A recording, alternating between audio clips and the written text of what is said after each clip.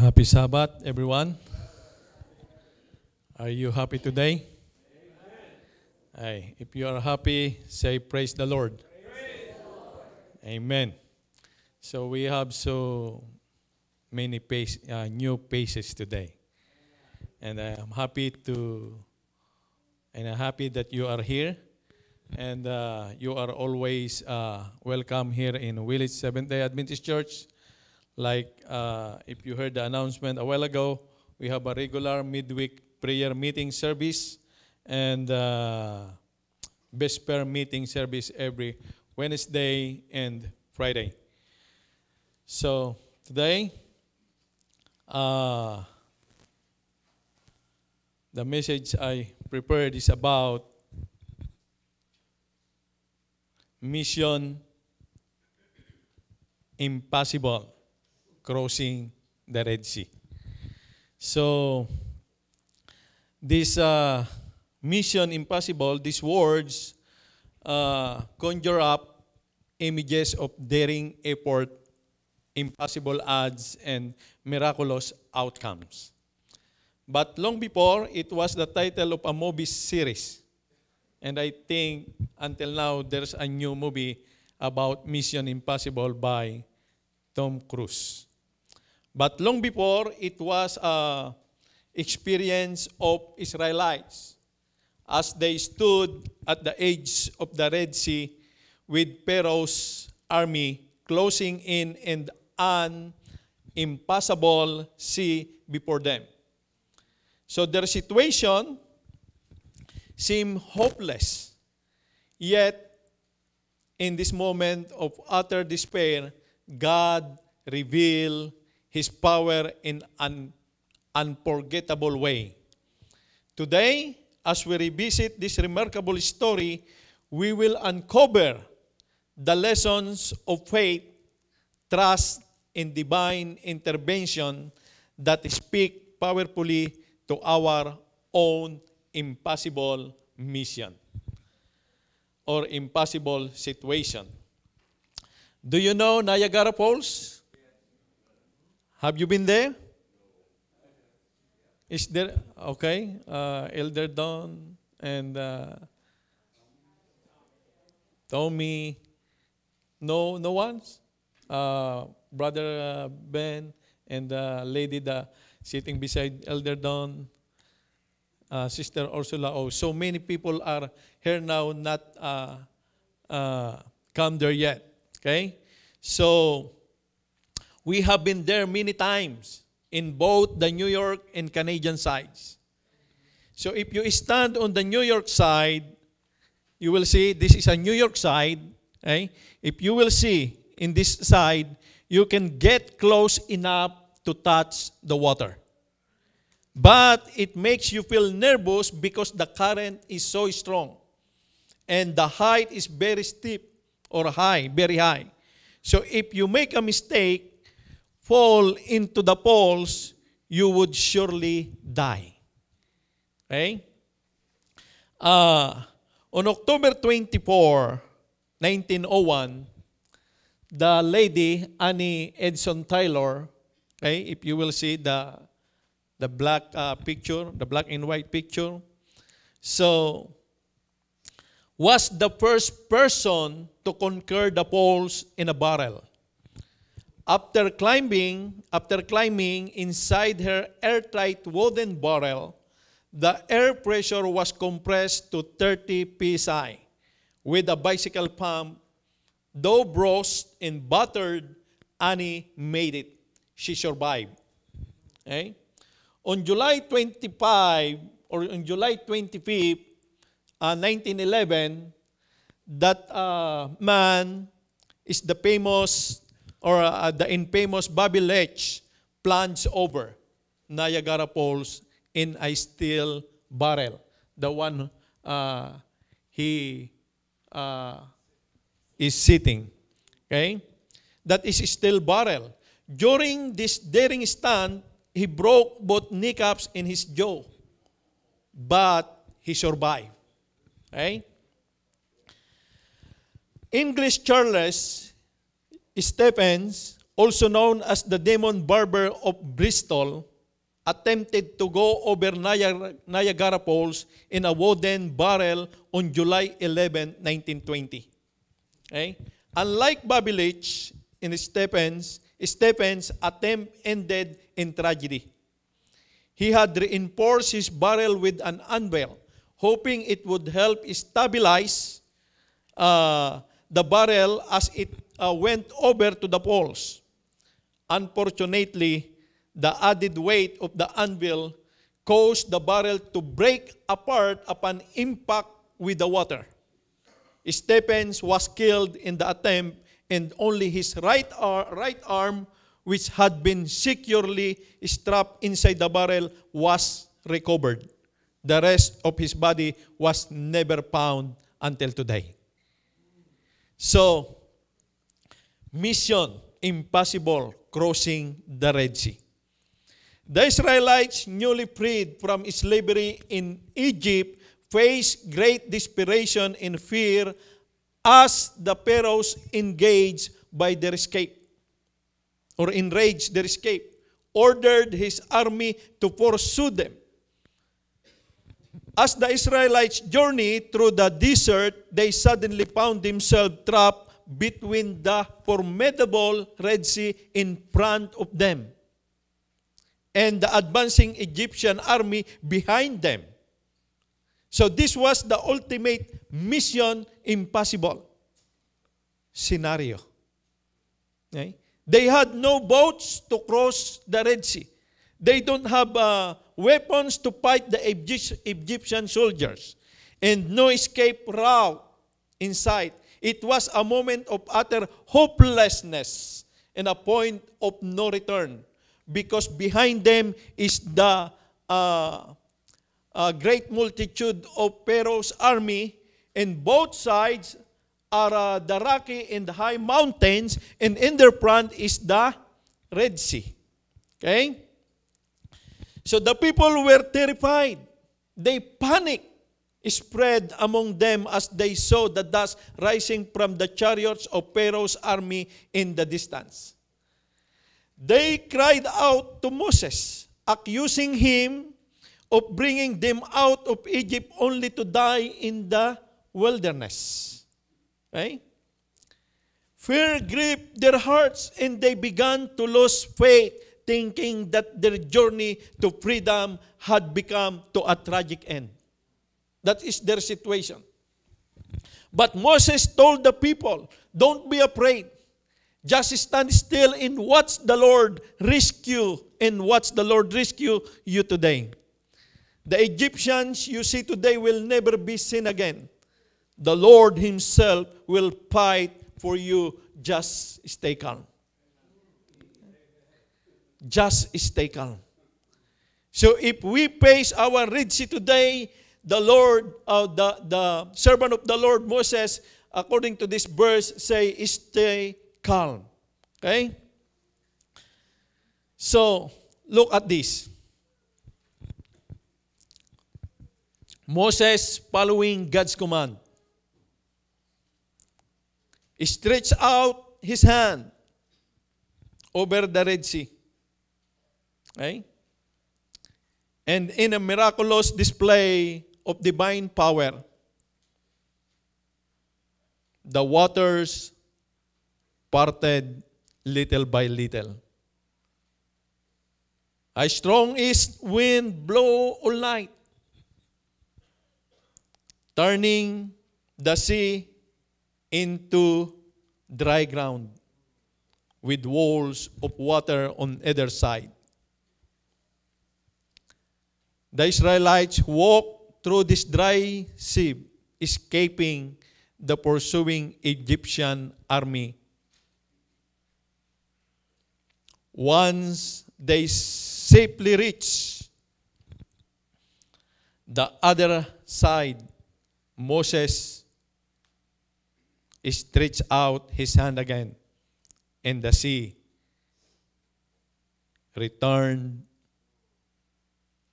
to its place, engulfing and destroying Pharaoh's army, freeing the Israelites from their oppressors. Okay? So, when the Pharaoh's army try to get the Israelite bring back to Egypt, they try to pass by on the same parted sea. But God didn't allow the Egyptian army to capture His people again. Okay? So, on this scenario, in our situation today, we have so much Red Sea in our lives. And this story in the Israelite at the Red Sea is more than just an ancient tale. It is a powerful reminder for us today when we face our own Red Sea moments. Those times when we see no way out, when the enemy seems to have us cornered and the situation appears impossible, we can remember that God is still in the business of making a way where there seems to be no way. Just as He did for the Israelites, God calls us to trust in Him, to stand firm in our faith, and to watch as He brings deliverance in ways we could never have imagined. The Red Sea was a formidable barrier for the Israelites, presenting an impossible obstacle on their journeys to freedom from Egyptian bondage. It was a place of no return with the Egyptian army behind and the vast sea ahead. Sometimes our problems before us is like the Red Sea. The Red Sea represents the seemingly impossible situation in our lives. Those moments when we face insurmountable challenges and can see no way forward. It also symbolizes the transition from slavery to freedom, from death to life, and a pivotal moment where trust in God is the only option. So much better to trust in God. Red Sea crossing is a powerful demonstration of God's ability to save His people. Red Sea crossing represents the transition from slavery to freedom.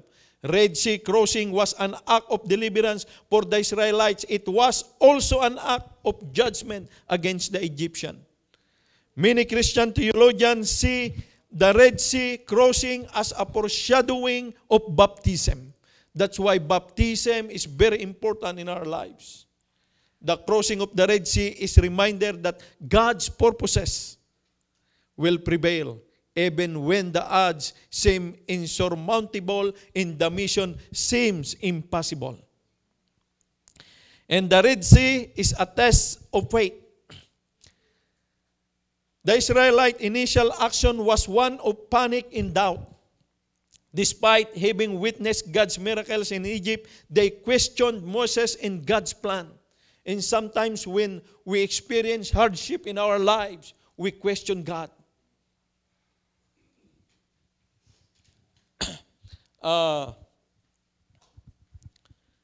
In the Philippines, if you see the news recently, last week, there's a strong typhoon, and there are so many landslides, and there one family buried alive under the ground. One family, member of 5 person, husband and wife, and then 3 children. Okay? So how can you see the love of God on that situation? Okay? Their faith was shaken by the immediate danger, and they struggled to believe that deliverance was still possible. This moment was a test of whether they would trust God to save them, even when their circumstances seemed hopeless. So the crossing was a test of faith for the Israelites. They had to step into the unknown, trusting that God would provide a miraculous deliverance. It teaches us that faith often requires action. stepping forward, even the outcome in uncertain. Do you still remember the experience of Joshua and the people of God with him? When God commanded cross the river, the Jordan River. Do you know that story in the Bible? God commanded Joshua cross the river. But Joshua didn't ask God, God, where is the boat before we cross the river? God didn't say, Joshua didn't say, God, please build the bridge first before we cross the river. When God say, bring the Ark of the Covenant in front and then cross the river. And what happened? The one who carried the Ark of the Covenant just walked in front of God's people. And when the first priest touched his feet on the water, the Jordan River parted. So faith requires action, stepping forward even when the outcome is uncertain. Facing our own Red Seas. Here are only the samples of our Red Seas in our lives. Facing a serious illness, financial crisis, health scares, relationship breakdowns, career challenges, grieving the loss of a loved one, overcoming addiction, dealing with chronic pain or disability, facing persecution or discrimination, making a major life decision, spiritual doubts, even unity in the church. It's look like impossible. We all encounter Red Sea moments in our lives that seem impossible to overcome. This moment challenges us to deepen our trust in God and rely on His strength rather than our own. Because in Proverbs chapter 3, verse 5 and 6 says, trust in the Lord with all your heart and lean not on your own understanding. Okay? Take note of this. Lean not on your own understanding. In all your ways, acknowledge Him, and He shall direct your path. Just as God delivered the Israelites, He promises to be with us in our trials, guiding us through and ultimately bringing us to a place of safety and peace.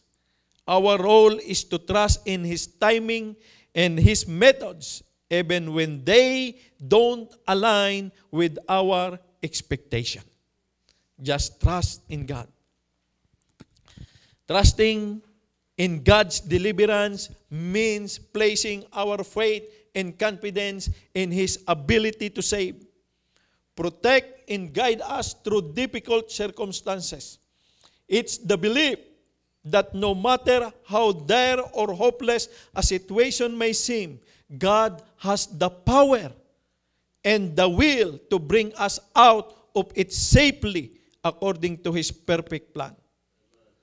Trusting in God's deliverance begins with recognizing His supreme power over all situations, even when our Red Sea in mission seem impossible.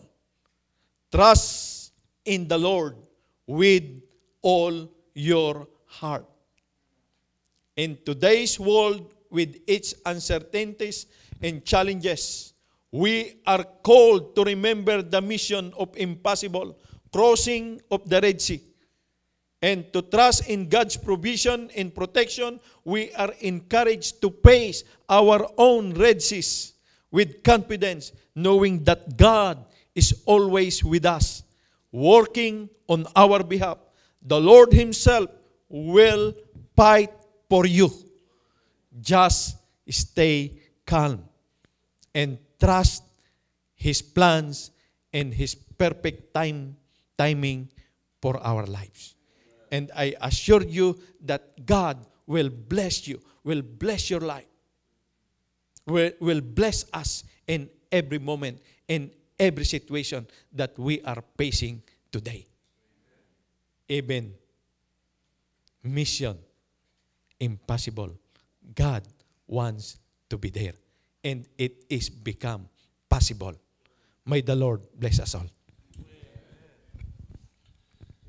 We pray. Our most gracious Heavenly Father, thank you so much once again. And we pray that you give us strength as our journey of faith while waiting for the coming of our Lord in Jesus Christ. Please